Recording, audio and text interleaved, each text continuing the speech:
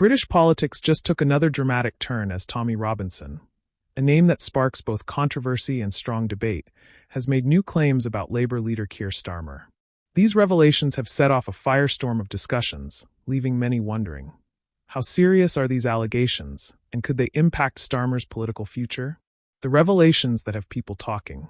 Tommy Robinson, known for his outspoken views and investigative efforts, has never shied away from challenging the political establishment. This time, he's directing his attention at Keir Starmer, the man who could potentially be the UK's next Prime Minister. Robinson claims that Starmer's past, particularly during his time as the Director of Public Prosecutions, DPP, deserves deeper scrutiny. According to Robinson, decisions made under Starmer's leadership at the Crown Prosecution Service, CPS, raise critical questions about accountability and justice. While the specifics of these claims are still unfolding, one thing is clear: Robinson is determined to bring attention to them. Keir Starmer's time as Director of Public Prosecutions. To understand the weight of these allegations, we need to look at Starmer's role as DPP from 2008 to 2013.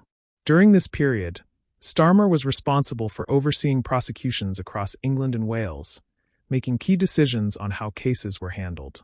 While he has been praised for modernizing the CPS and introducing reforms, critics argue that some high-profile cases during his tenure deserve more scrutiny.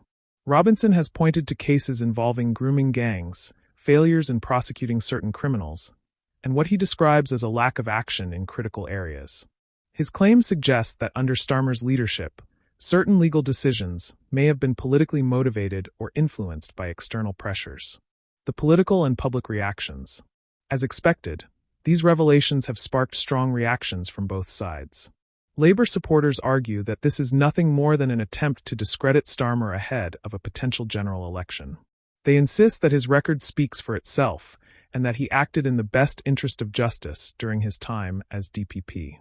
On the other hand, critics of Starmer, especially those who have long questioned his leadership, are calling for a closer look into these claims.